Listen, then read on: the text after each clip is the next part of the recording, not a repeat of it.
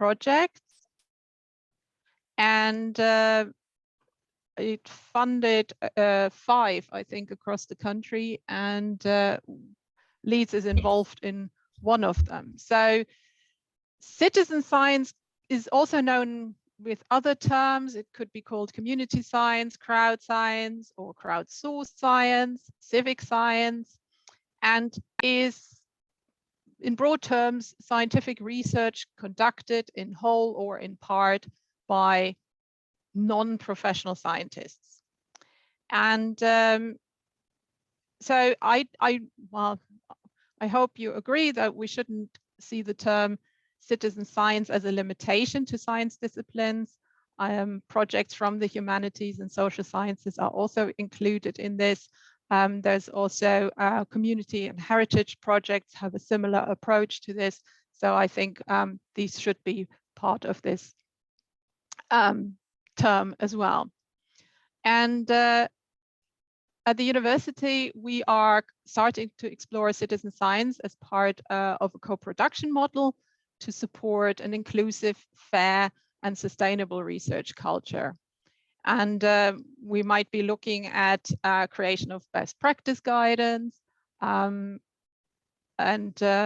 maybe also thinking about, there's already stuff coming up around ethics approval for citizen science things. There are questions around that. And can we maybe demonstrate an institutional commitment to embedding citizen science? So I'm very, very pleased that we have 2 speakers here today. And on the one hand, we have Kirsty Wallace. Hello, Kirsty, from UCL. And Kirsty is the head of research liaison at University College London, and she heads up the Office for Open Science and Scholarship. And Kirsty will talk about how she and her team supports open science based on the, I don't know, LERU, L-E-R-U, 8 pillars of open science. And Kirsty has recently recruited also a coordinator to maintain the growth and the development of citizen science at UCL. And afterwards, Chris Hassel from biology here at Leeds is also sharing some his learnings and his use of citizen science in his research and also in his teaching as well. So I hand over to Kirsty as our first speaker. Okay, I'll stop sharing. I think you should have the power now, Kirsty, to share. Let me know. Did that work? Yeah, that seems to have worked. Thank you. I can see them anyway. Fantastic. So, hi everybody. Thank you very much for having me. Really, really glad to be talking to you all today, be you from the University of Leeds or from further afield. I will say that when we wrote the blurb, me and Nick were being a little bit hopeful. We haven't actually recruited. We've only we're nearly there. We were hoping it would be done by the time this talk came around, but we have shortlisted. We haven't quite actually done the interviewing part yet, but we were being hopeful when we wrote the blurb. But anyway, so what I'm going to do today is I'm going to talk a little bit about the Office for Open Science and Scholarship at UCL, how that functions, how that came about, and then how that directly relates to citizen science, and then the service that we are trying to build. So it's really interesting in Alexa's introduction talking about the concept of citizen science and how actually it should be more inclusive. And actually one of the things that we did very early on in the growth of the Office for Open Science is actually to look into science and open science. And actually, it's one of those things that open science anywhere other than the UK represents something bigger than the traditional sort of science that you think of in the UK. If you say science, it conjures up chemistry labs and bottles and potions, but actually the root of science is all about knowledge. And so these are just a few excerpts from the definition that we wrote for ourselves that is published on our website. And so we really do want to make this as broad as possible and as inclusive as possible. So we say that open science is all about what we know and how we know it. Doesn't matter where, natural, social sciences, arts, humanities, doesn't matter. It's all about what we know and how we know it. And it's this inclusive look about how we produce and curate and disseminate this research and making sure that it is as open as possible. And so I wanted to start with that, and it actually, we didn't plan that, and it definitely ties in. So the office is built upon the LERU 8 pillars of open science, and this is a report that was published by LERU, which is the League of European Research Universities, of which UCL is a member. And it outlined these 8 pillars that it says open science should be based on, and this is how we work. So I'll give you a quick spin through them. They're quite broad, and we've applied our own definitions to some of them to make them as broad as we possibly can. So some of them are really obvious. So future of scholarly communications, that includes all of the moves in open access and open publishing and the development of new types of scholarly communication and new ways of making things available.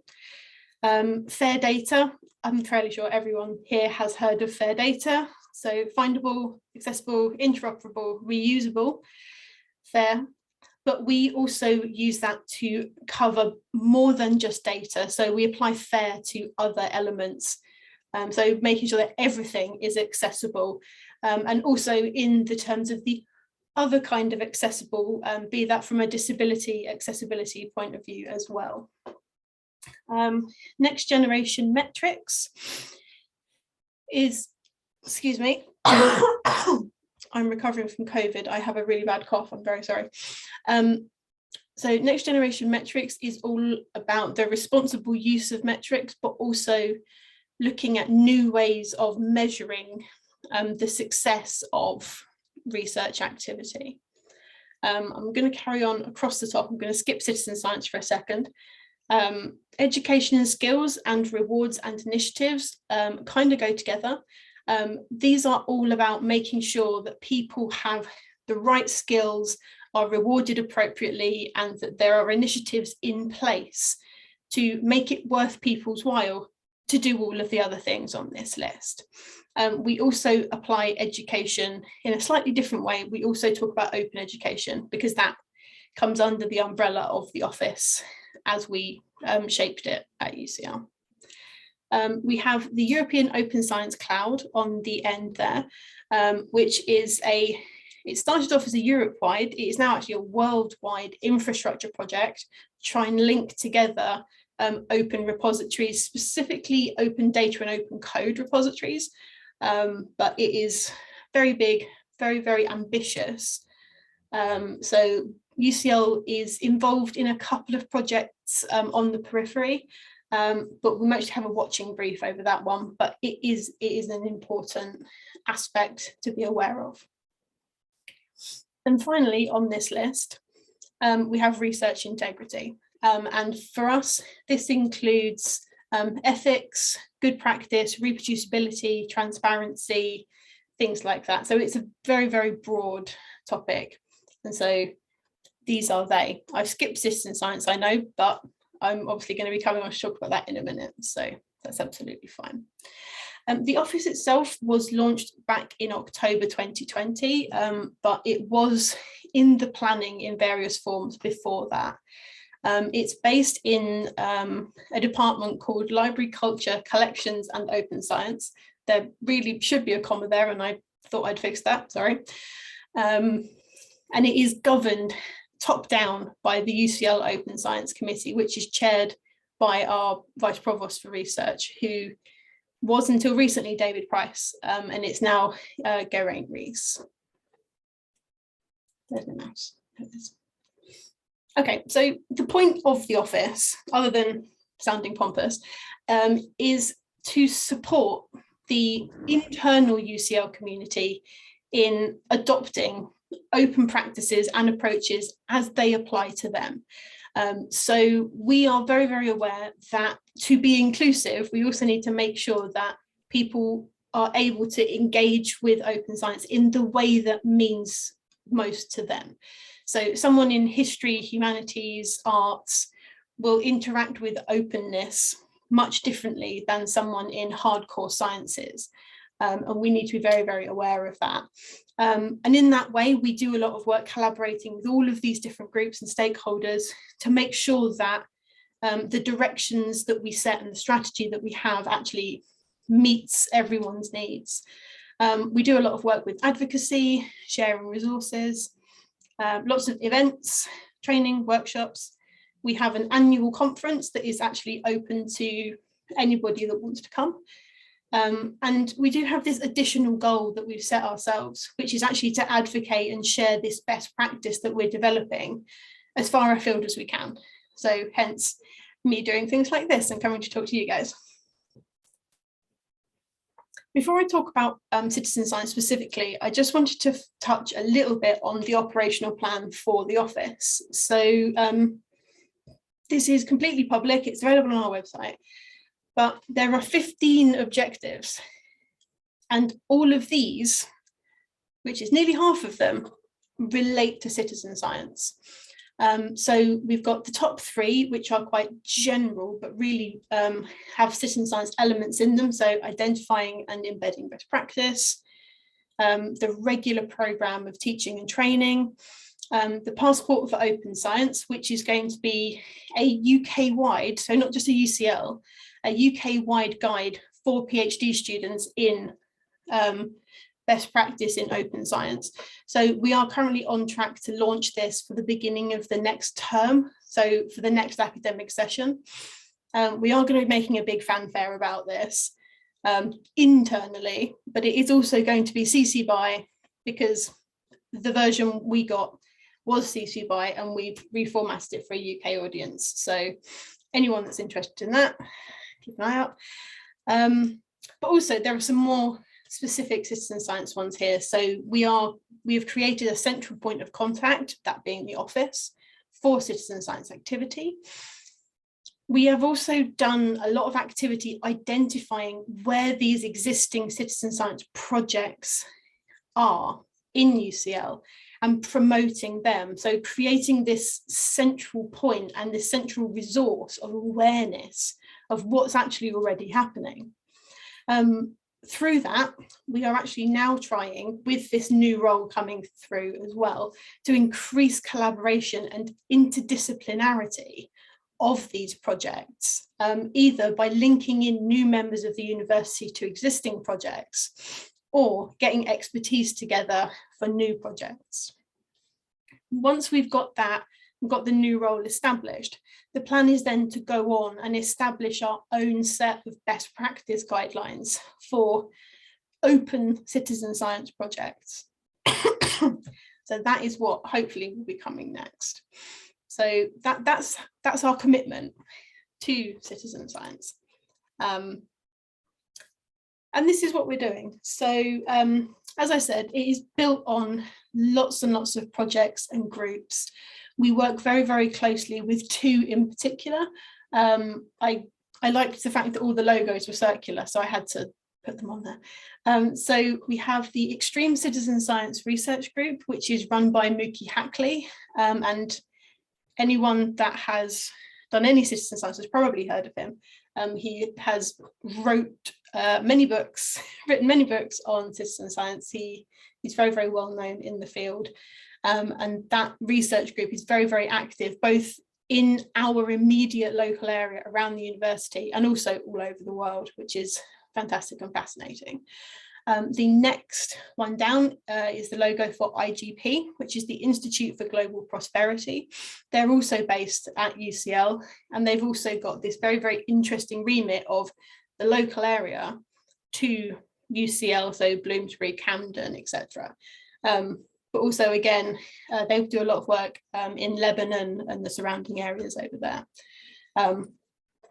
So they have been a great resource, and they have actually been really, really useful in forming the UCL Citizen Science Working Group, which is about a year old now, which is very nice. And so what we are doing through this working group is initially supporting the UCL Citizen Science Academy, which is in conjunction with Camden local councillors.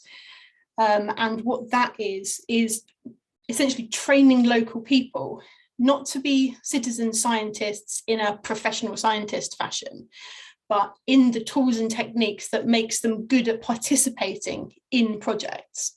And through this work, we are actually now developing a kite mark rating, which basically will allow the people that are trained in these tools and techniques through the academy to get accredited and to get a piece of paper that says they have these skills and that they can use it for jobs, for joining new projects. And that's the idea. So Camden Local Council wants local people that can jump on things that they're interested in and get involved. So that's what we're doing, is we're trying to get these people accredited as having these skills as citizens. So we're not professionalizing citizen science, we're not training more scientists. We just want more local people to have these skills, which is really, really useful. And it's been a great thing for me personally to get involved in as well. Sorry. And finally, the office itself. So the link between citizen science and the office itself is, I'm hoping, fairly obvious. So citizen science is, on its surface, very, very separate from openness. The core concepts seem very different, but actually, if you think about it, the point of open science is to get the research of the university out of the university, to get it to local people, to get it around the world, to make sure everyone can access this research. And citizen science actually is one step further.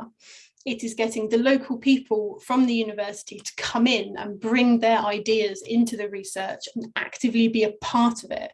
So it's a step further than just opening the doors and showing them what we're doing. We are actually actively bringing them in. And a lot of the projects that we are involved in, the local projects, have been instigated by local people. And we're very, very proud of that. So as part of this, the office is that central point. We dedicate a session at our conference every year to citizen science in some form or another. We've got this new role that is coming on stream very, very soon, and they will be acting as a liaison between citizen scientists and various other parts of the university. So they'll be helping put together funding bids and groups. We're hoping that they'll be able to actually participate in some additional projects, because the office does get involved in a couple. So the other two logos on there are the Heidi project and the Time for Citizen Science project, which I'm actually personally a co-I on. But obviously there's only so many hours in a day. And finally, that person, and also hopefully with my help, will be doing a lot more work, doing internal webinars and events, but also external webinars and events to try and get the message of openness and this link to citizen science out there. So yeah, there have been links to all of the things I've been talking about throughout the talk, but our website is there. Feel free to get in touch with me or just with the office in general. So when that new person comes on stream, they will be able to talk about the work that we're doing as well. And that's it from me. Thank you very much. Thank you, Kirsty. That was really interesting. Nick, remind me, do we want the presentations first and then have a shared discussion? Yeah, I think that was the plan. I mean, unless you want to pick up, there was a specific couple of questions for Kirsty. We can do that if that's all right with Chris and Kirsty, I guess. It's Up to you, really, I guess. My intention was to go to the end, but it did occur to me that there was at least one question. Somebody was asking about the use of the term citizen science as opposed to maybe something more inclusive. Do you want to read that one out? I don't know if you can see the chat. Kirsty, if you can read in the chat, I think the question that Nick is referring to is comment on the choice to use the key term citizen science instead of more inclusive alternatives like community science. Maybe Robin can I don't really get the end bit of Robin's question. So Robin, if you want to maybe come in. I think I understand what Robin means. We've had this conversation quite a lot. We've gone with the term citizen science for the same reason we went with open science, even though it has that slightly different connotation. It's because it's just what's recognised most commonly. One of the things that we are trying to do with the citizen science activity, and you've hit the nail on the head, people won't be citizens. We have talked about this quite a lot, and especially in our local community around like Camden and things like that, that is a big issue. And so we do talk about citizen science as this much broader concept, and the people working in our local area talk about community engagement projects, and there's a whole range of different terminologies that are used by individual projects. But when we talk about it from a centralization point of view, we just went with that because it's the title of all the books, it's the name of all the projects. But we do 100% recognise that people won't be citizens in some areas, and actually those are the people we need to get involved. We need their opinions 100%. So yeah, no, we are very, very aware, and it's very tricky to balance those different elements of recognition and engagement, making sure everyone feels welcome. That's great. Thanks for answering. I just wanted to kind of check in and see what thoughts you had around it, because I was sure you thought about it to some extent, and it's whether it was front-facing citizen science, whether it's community science to the public, and then citizen science in these kind of academic circles where we need to talk about it under a certain umbrella bracket, whatever. But yeah, thank you very much. Great presentation as well. So. Thank you. No, it is very important, and one of the things, like from my perspective, because I'm not a citizen scientist, I'm a librarian. I used to be an anthropologist, so I can just about follow what they're going on about most of the time, and I've been learning very rapidly all about citizen science. And one of the things that I'm very keen to do is to establish actually that all of these different definitions of citizen science that exist are actually on some form of continuum. At one end, you have public engagement, which is the broadcast, the releasing our work out there, all the way through to the intense co-creation projects where everyone is an equal. And somewhere in the middle are things like crowdsourcing and crowdfunding. It's a bit further down this end. So actually the whole thing works as a continuum, and all of the different terminology is really messy. And we've spent a lot of time in that citizen science working group actually arguing about what to call things. Okay, thank you very much. I think to make sure that Chris also has his time, I would suggest Chris, we continue with you. Is that okay? And then have a discussion at the end of that, which can cover both presentations. Thank you. Yeah, that's fine. Thank you. Can you hear me and see my slides okay? Yeah, great. So I was asked to speak about citizen science from the perspective of an academic who makes use of citizen science and runs projects in their research. I also use a little bit of citizen science in my teaching as well. So I'm going to cover a few projects just to give you a variety of use cases, I suppose. I'm not going to delve into the philosophy and I guess the social science that underpins citizen science like Kirsty has, mostly because that, to be perfectly honest, that's not something I think about. I see it as a tool to use to further research goals and answer questions. It's probably quite a different philosophical perspective, but happy to talk about those things at the end. My discipline is biodiversity research, and I'm going to talk to you almost exclusively about insects and how we use citizen science to understand the ecology and evolution of insects within my research group. So one of the primary challenges that we face as entomologists is trying to understand the enormous diversity of insects that are out there, the complexity of the drivers that are threatening their populations, and the sheer scales over which those drivers act. So we have, on the order of 2 to 3 million species of insects distributed around almost the entire globe, with the possible exception of most of Antarctica, although there are now invasive insects colonizing there. And in order to understand these large scale and complex patterns, we need to recruit people who are skilled and who can help us with data gathering. And actually, when you think about citizen science in the context of biodiversity, the citizen scientists themselves are often more skilled in biodiversity research, in some ways at least, than the academics who are making use of their data.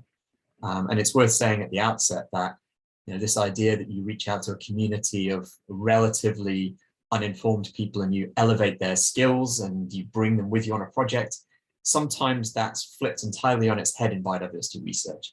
And often it's relatively uninformed academics like myself who have a fundamental scientific question going to an immensely skilled biodiversity community who are largely amateurs, but more skilled than the professionals, to make use of their skills and the data that they produce. The context for a lot of the work that I do at the moment is this narrative around Insectageddon, and you always know when something is true in the world because the Guardian and the Daily Mail start reporting the same headlines. So there's lots of narratives over the past couple of years about how the insects are declining, various drivers for that, and how we might be able to do something about it. So I'll give you, most of my examples will be from insects and then a couple of other groups that I work on as well. Now, the reason why insects require citizen scientists, and it really is a requirement, is that our conventional approaches to biodiversity monitoring leave a lot to be desired. Most of our methods are not particularly advanced. You'll see here, certainly the center middle at the bottom, that picture of a Victorian gentleman, I think, using an umbrella to catch bugs that he has dislodged from a plant.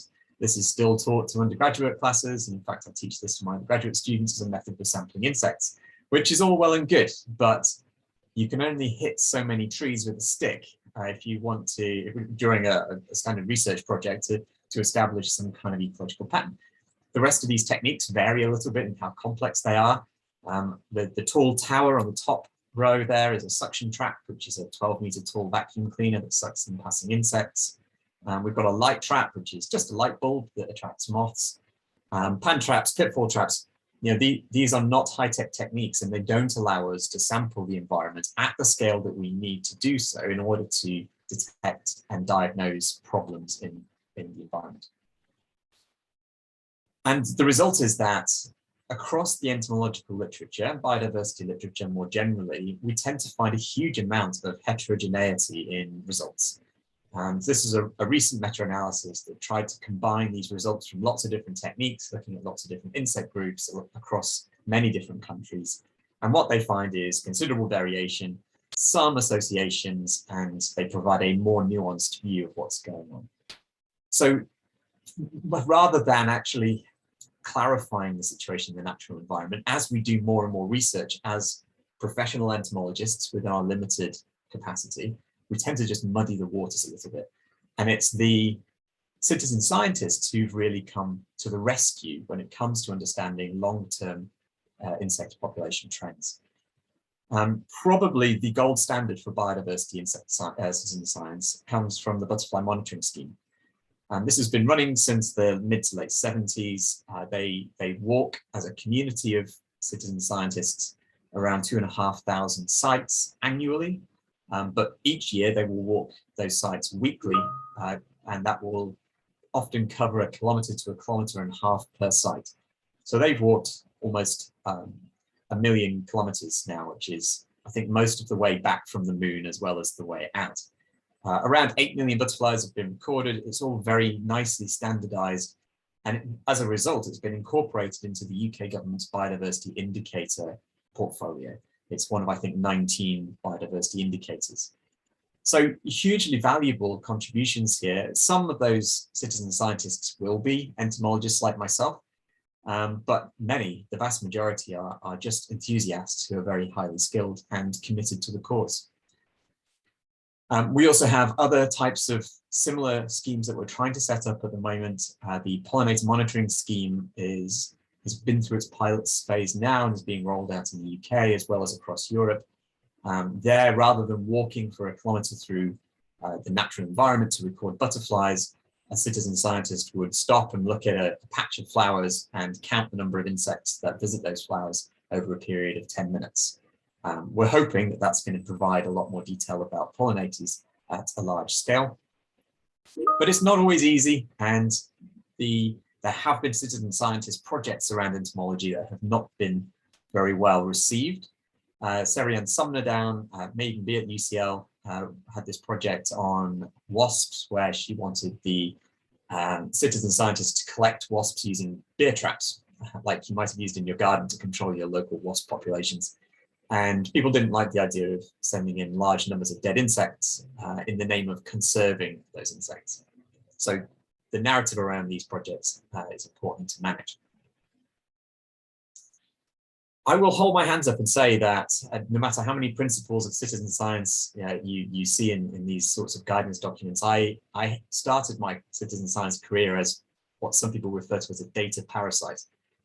Making use of large biological recording data sets like the one produced by the Butterfly Monitoring Scheme.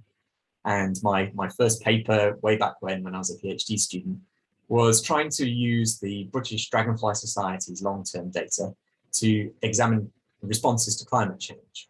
And so I was interested in patterns of phenology, so changes in the timing of biological events.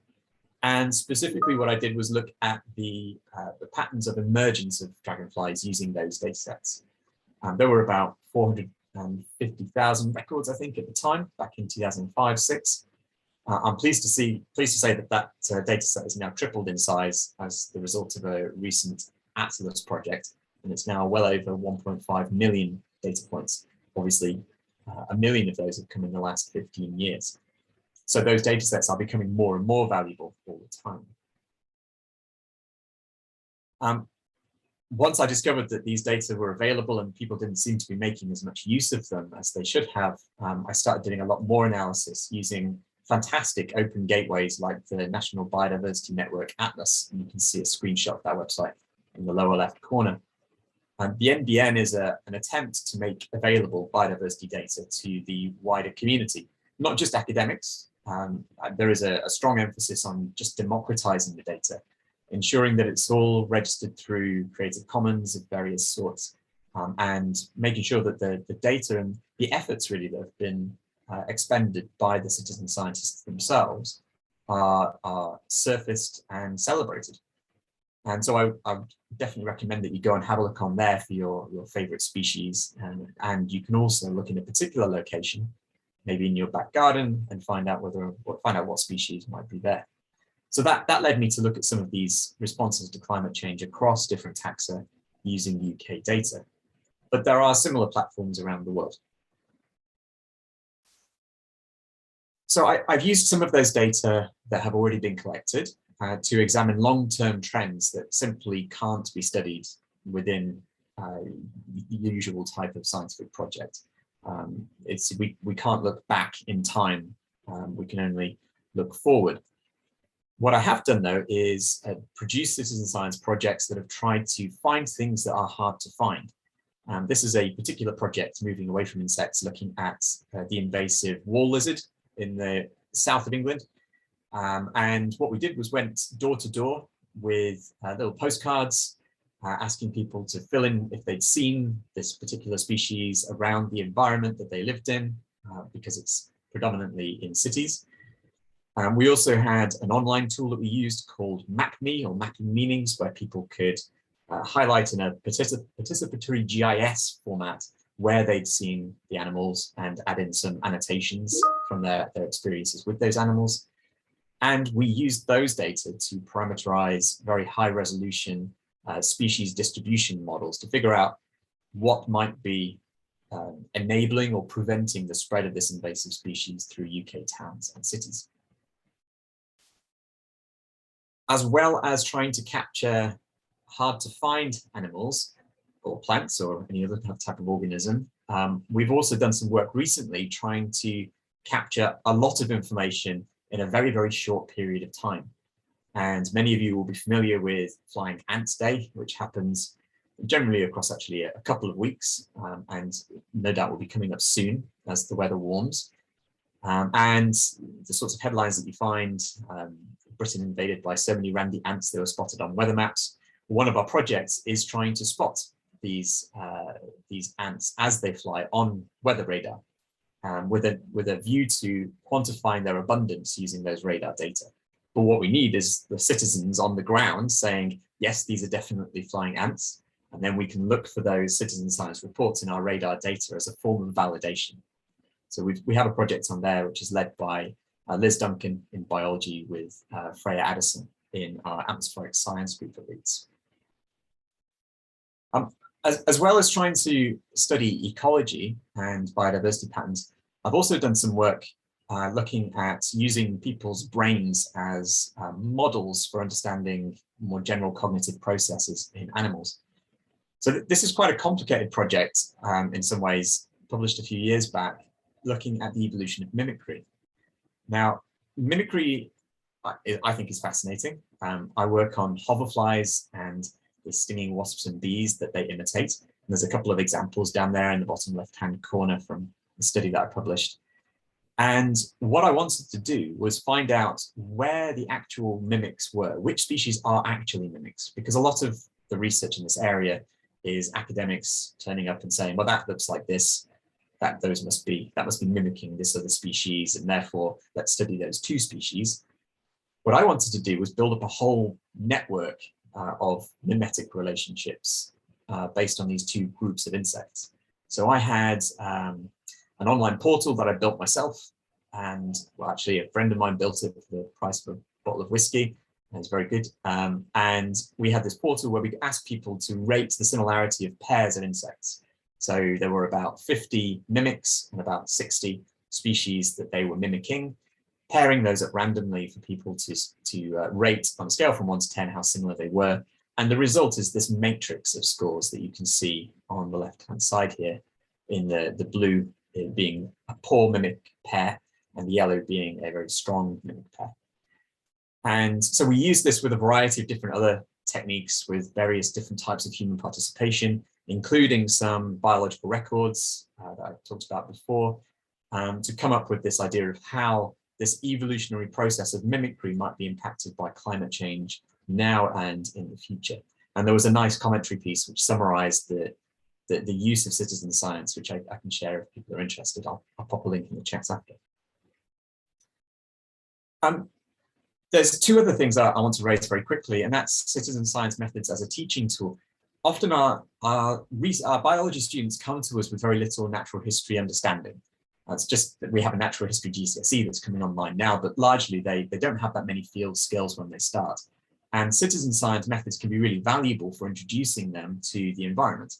And so I use a tool we get through our Esri subscription called Survey 123 to build a quick app that they can submit sightings through as a sort of BioBlitz at a local park. And we use those to introduce them to biodiversity, but it also generates a spatial data set that they can use in GIS and in a mapping module that I run as well. That's been quite successful, and you can see the photos they can submit as well, so it's quite a rich tool. Finally, the thing that I'm working on, I guess, most at the moment is trying to enhance citizen science methods. And I talked about flower insect time counts and pollinator monitoring, so we're doing some work to standardize that. I'm involved with techniques around how to generate better citizen science around dragonfly data. and also where to steer citizen scientists who want to try to contribute as effectively as they can to these questions in terms of where we need to look.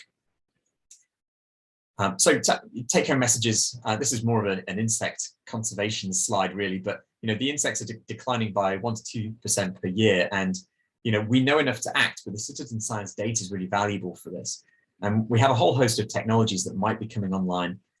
They might help, but what we need is the kind of quality of citizen science that's currently online to continue in the long term, and to be complemented with novel, innovative and engaging types of citizen science that not only get good data, but also enthuse the public about conservation issues. That's where I'll stop, and thanks for your attention. Thank you, Chris.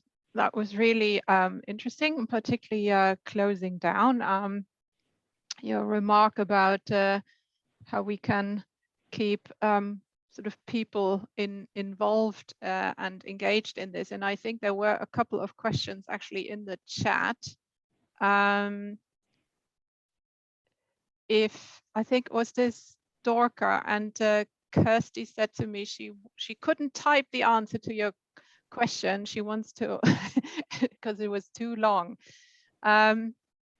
So Kirsty, do you want to say something? Yeah, absolutely. I started typing a response to that question, and it was just getting too long. So the question was asked during my talk about feeling uneasy about the voluntary aspects and about inequalities that can arise because of it. It is something to be aware of, but the core of citizen science is that everybody gets something out of it. So it isn't participatory research where you're going out and getting people to fill in a survey or do something for you as a researcher. The purpose of citizen science is actually that everyone is involved and everyone gets something out of it. So there are a lot of different ways that citizen science can actually be done where people get involved. So some of the projects that Chris was talking about, people would get involved in those because they are interested in insects. Some of the earliest citizen science projects that exist were actually people taking advantage of ornithologists. So people that birdwatch as a hobby were then asked to contribute to citizen science projects. And there's lots of different ways you can do that. So there are some really fun ones where actually you get people to play computer games, and actually that is a form of citizen science. You're teaching a computer how people react to things and do things. There's a platform called Zooniverse where you can go and be a citizen scientist. So I'm a member, and you go in there and count penguins and listen to whales and things like that, which is great fun, and you are being a citizen scientist, but you do it because it's fun. The other thing to think about is actually some of the projects are coming out of the local community, and they are pre-existing groups. So they are classes of school children, they're local community groups that are concerned about pollution or noise or something like that. And then a project comes up out of this community group that exists. So while there is an issue and it is something to definitely be aware of, I don't think that the basic tenets of citizen science as a community-based aspect actually have that issue as much as it might be on the surface. I hope that answers the question. Okay, thank you. I think Golbanu, did you have a similar question on that kind of topic about engagement? Do you want to say something? Yes, actually, I think there are two things. One is engagement, and in relation to this, retaining the participants. I think it is the most difficult part. Yeah, it starts with the ethics approval. This is one issue. And assume that you passed it, and then finding the different varieties of citizen scientists from different groups. It's another aspect. And then the most important to me is how to retain them, because in the first they are very much willing to do it. But I am very sorry.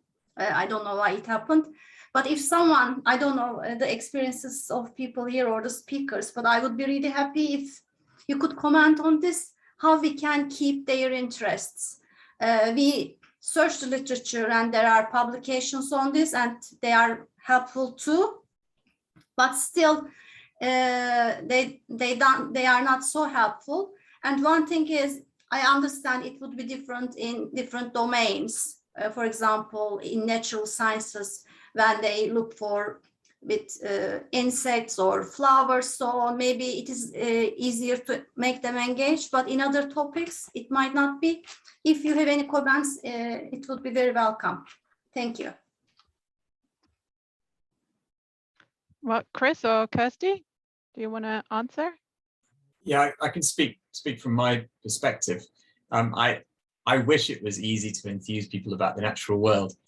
People often like to watch David Attenborough documentaries, but they are much more hesitant about going into their own back garden to look for the things that matter locally. So what we tend to see in biodiversity research is a small number of very committed naturalists who are already interested. And they produce the vast majority of the information data for this monitoring schemes. The challenge there is that there are demographic processes, which mean that the cohort who had that enthusiasm and the skills are aging. You know, your traditional naturalist is 60, 70 now, and we don't necessarily have the next generation coming through. However, the flip side of that is that the supposed digital natives among the younger demographic groups might be able to contribute in a different way through the sort of Xenoverse style platforms that Kirsty was talking about. So my experience is that it tends to be those, you piggyback on existing interests to get the most out of a citizen science project, rather than trying to bring someone to a new activity.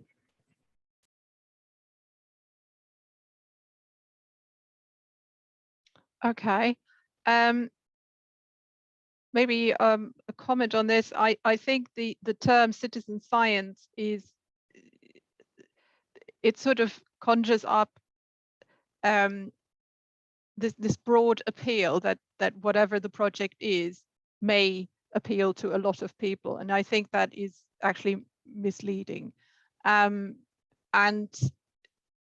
the other thing is also it doesn't mean that, of course, you want engaged citizens, and depending on the issue you're trying to solve, you also need a lot. But maybe not every project does need a lot of engaged people. So it's something that I see a lot of when people ask us for advice. Effectively, they're asking for publicity. They're not asking for public engagement with research, and I see citizen science just as a way of as one way of engaging people with research. And so I think the same kind of strategies and practices apply to citizen science as they do in general for engagement with research. It is about relationship building, and I think that's the hard work, and this is where the questions are coming from. How do I start? Charlie, I think, asked in the chat, is trolling Facebook groups the best way? I would say, well, if your area is somewhere represented on Facebook, it might be one way, yes, to do that and to build relationships.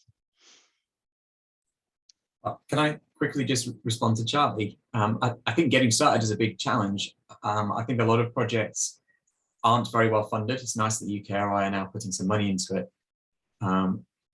The best thing to do is, if you really want it to be a success, then you have to just think big. You have to think press release, you have to think press pack, you have to think website. There are apps that will cost you the earth, but I mean, ultimately they are a successful way to go for specific projects. It depends really on, as Alexa says, the scale and scope of what you're trying to achieve. I got away with some of my work where I had a fairly defined sample size that I wanted to reach, and I got there because I wasn't trying to study the Earth. I wanted to know whether one fly looked like a bee.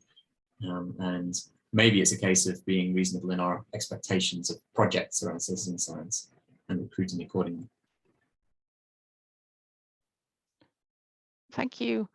Are there any more questions that we haven't yet answered? And this is sort of a question to the team behind the scenes. I was just going to say, Alex, so there's a question from Hema, sorry if I'm saying your name correctly, about whether anybody's got an experience of citizen science in the context of clinical research. Yeah. And you know, the challenge of ethics and that kind of thing. I don't know if anybody's, I don't know if that's come across your desk, Kirsty, or if you had any thoughts on that. So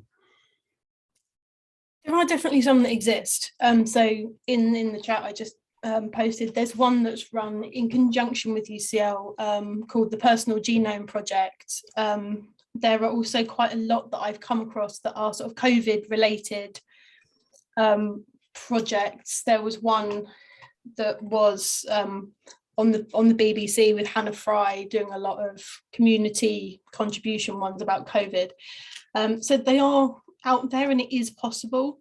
But obviously, as we've acknowledged, it does add more ethics issues on top of something that is already a little bit difficult sometimes because of the nature of citizen science being that quite often you don't really know what you're going to be studying until you start doing it, which is a giant massive ethic nightmare to try and get across, that you don't know what you're doing until you start doing it. But anthropologists have been causing ethics nightmares since the dawn of time, so we'll get there. Can I just say, there was another question just popped in, but can I just say to Hema, I'm not sure if you're at Leeds, Hema, apologies if you're not, but I just wanted to say that we are currently working on some open research case studies in the library, and that sort of ethical dimension, for example, in the context of citizen science might be something we'd like to look at. So if you want to get in touch with us, please, please do. Yeah, thank you very much, Nick. Yeah, I am in Leeds, so I think I'll be in touch, Nick. Yep. Brilliant, thank you. Yeah, and Chris just added in the chat that longitudinal health studies are also a good example for citizen science, but also acknowledges the tremendous logistical support. The other case I remember, whether you think of this as clinical research, also here at Leeds a few years back, Andrew Hanby, he did the cell slider where people, I think they categorized, they were asked to categorize histology slides from tissues. So I think in terms of ethics, it's more about whether these slides can be used rather than the citizens who take part in this. There didn't really seem to be an ethical issue in that.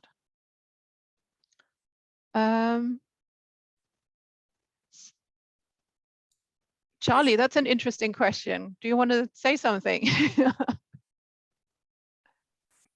Sorry, yes, I know I've been sat here in darkness, being mysterious. I don't know if my camera works. There we go. Sorry about that. Yeah, this has been really fascinating. Thank you so much.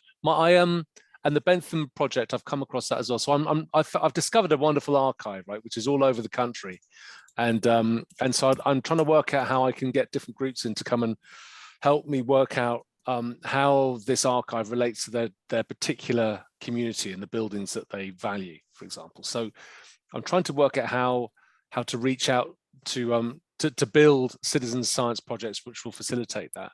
Hence the question about archives, and hence the question about how to start. And I'm working with the National Archive, who have got their own people already. They've got some projects there already, and they've got some of that money, which Chris referred to, I think, about citizen science. So I'm hoping they can help, but I also want to be able to bring something from another direction as well. So the question was really about how, about if anybody has any experience of working with citizen science groups looking at archives, because there's basically loads of archives across the country which could be mined more effectively with people who are relatively competent with a phone to take pictures, or who can interpret scrawls, like with the Bentham project. So I don't know if anybody's there who's looked at that. I think there's a lot of opportunity there, and it's a really, really good idea. There are a few different ways that I've come across that people have sort of built projects, one of which is just finding groups that are already interested in that area, place, building, and getting them permission to go in and look at that archive, and then giving them a task to do, because they'll be getting something out of it, and all they have to do is photograph things for you. The other option is something, there's a really interesting PhD project that we've currently got running. I linked to our website of listiness a minute ago, called Monument Monitor. And what she did was she got local people to take pictures of, it was just like tourists, take pictures of particular tourist attractions. So it was in Scotland, so it was castles and different monuments. And then use those to monitor change over time. Obviously, that doesn't apply directly to what you're doing, but getting people that happen to visit, stick something up on the wall and say, hey, would you mind submitting a few images to this archive, and setting something up so that people that go to that place to look at something else can contribute to the work. And then you could just take a transcribed Bentham approach and just widen it out, Zooniverse it, and get everyone involved. Okay. Well, thank you very much.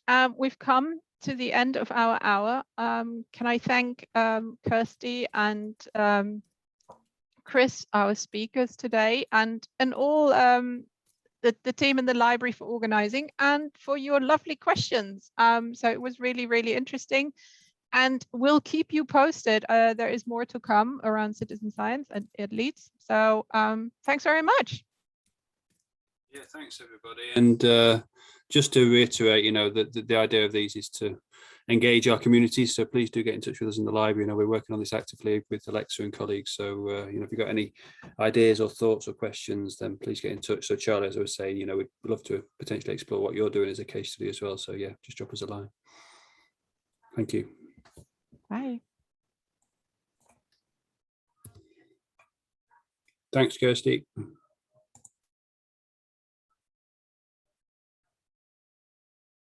I will stick around for a few minutes. I always feel a bit strange with these events. If you're in a room, you'd sort of wander out when you slowly and say, have a chat with people. So if I won't close the room immediately if people want to say any more. So yeah, as I see, you're still on my screen, Charlie. So if you do, we'd love to have a conversation around the work that you're doing. That'd be great. So should we schedule? Are you around next week at all for a quick chat? Yeah, well, I was thinking I don't want to put my colleague Dork on the spot. I think she's gone now, actually. So what I was referring to there, a very new colleague of ours, we're running specifically looking at case studies in open research, and she was in the meeting. So she's organising interviews, etc. But yeah, I'd love to have a chat with you and perhaps bring those guys along as well. Whether it's suitable for a case study, but there's other ethical considerations, or just all sorts of the types of stuff you're working on will be fine. Yeah, I'm very new to it. The thing is, like I said, I've just discovered this wonderful 250-year archive, which is about public works investments around the UK. So there's an awful lot of detail, and I'm interested in just finding a few partners I can work with to get in-depth discussions about what a particular building means in that community, to understand how it's funded originally, and then how that could be used to showcase the data archive. That's the idea. Yeah, well, and immediately, without knowing more about your project, but it strikes me there might be, because, we're trying to liaise with our colleagues in special collections and other parts of the library, because we're in research support. So, everything's sort of intertwined, what it's like. So trying to figure out the right people to talk to about that kind of stuff. But yeah, next week should be fine. Okay, great. What are we on 14th? Yeah, I'm pretty, whenever suits you, really. I'll drop you a line and set something up. Okay, that'd be brilliant. Yeah, have you got my email address? Okay. I think so. You're Dr. Charlie Dan. That's Dan Reuter. Yeah, that's good. That's good enough. Yeah. Sorry. Yeah, it's all good. That right. How do you say it? Dan Reuter. Dan Reuter. Like the news agency with the Dan in it. Reuter. Yeah, that's fine. So yeah, I've got you, and I'll drop you a quick line. Brilliant. That'd be great. Thanks loads. Yeah, no problem. Yeah, it was a good session. Really interesting. Thank you very much. No, and it's interesting to hear what people are up to, actually, and the support at UCL in particular. And just trying to figure out what other universities are doing in this space, I think, because not something I know much about. So yeah. No, me too. Neither. Can I just ask another quick question? I remember that you used to, or the library used to offer a literature review service for grant writing. Do you still do that? Is that a thing? And yeah, we do have a Lucid service. It should be. Let me see if again, that's not quite my area, but I do have colleagues that I can put you in touch with.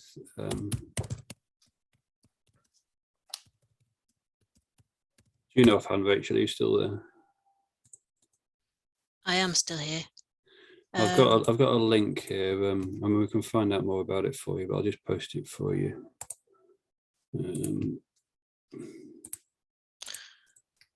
Is it the paid for service that you're interested in, Charlie, or because I think there was once an offer of us like a scoping review, which could be then built into a full grant and be costed in. So I don't know, would both of those be of interest? Or again, I'm just trying to find out, because as I said, I found this big archive, and because it's so large, there's lots of different ways in which it could be explored. So I've got a particular line I want to look at, but I really wanted to just make sure I hadn't missed anything too obvious around local authority finance and around public works investment, and just to get a fuller review of that. And I could try and get a postgraduate student to do it, or get you guys to do it. And to be honest, if once the job's done and the research proposal's in, I'd be more than happy if the university, if you guys took money out of the bid, that would make total sense.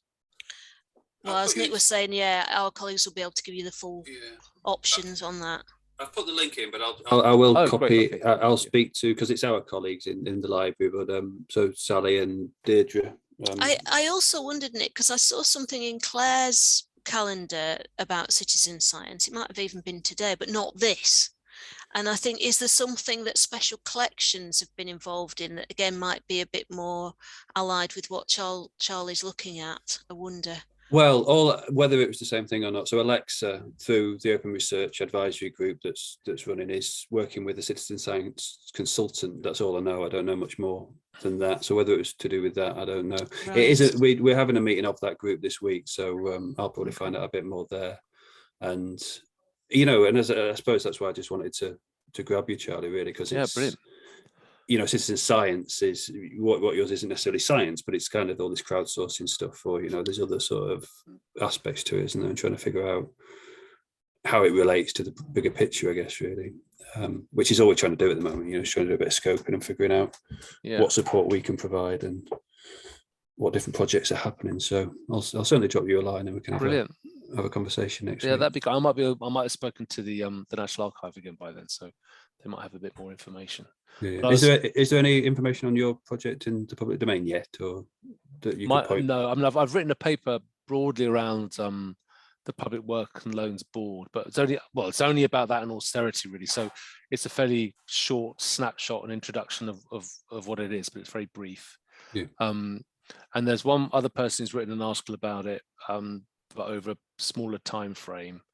And he's also written a PhD, so it's not been that much research. But basically, it's when local authorities borrow to spend, they've used the Public Work and Loans Board. So there's a very rich amount of data, and it's local authorities, and it's it's ports, it's bridges, it's just loads of public works.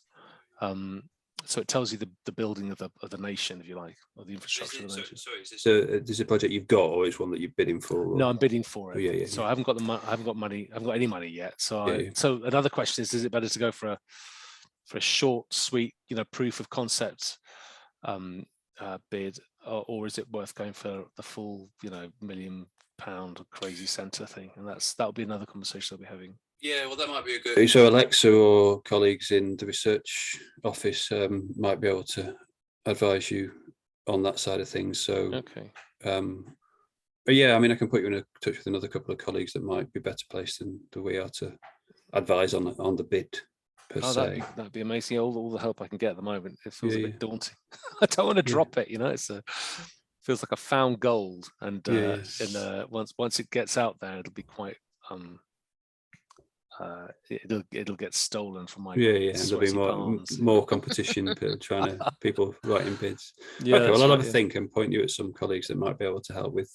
Is there a deadline or anything, or is it? No, I don't think so. I'm just going to try and get something together over the summer and then finesse it over next term and then try and get it in for the. So it's not a particular call you're going for or anything. It's just no, I don't think it's that kind of scale. There's nothing immediately obvious that it would go for. I mean, I could adapt it because as I say, it's kind of about everything. So you could do cuts on it, but I'd rather go for the big one to start off with. Okay, well, we'll try and find you some people that can help. Brilliant, and, great. Thank you so much. That'd be brilliant. I'll speak to you soon. Yeah, thanks very much. See you guys. Thanks for inviting. It was really good. Thank you. Bye. Bye-bye. Cheers. Bye-bye. Bye. Bye.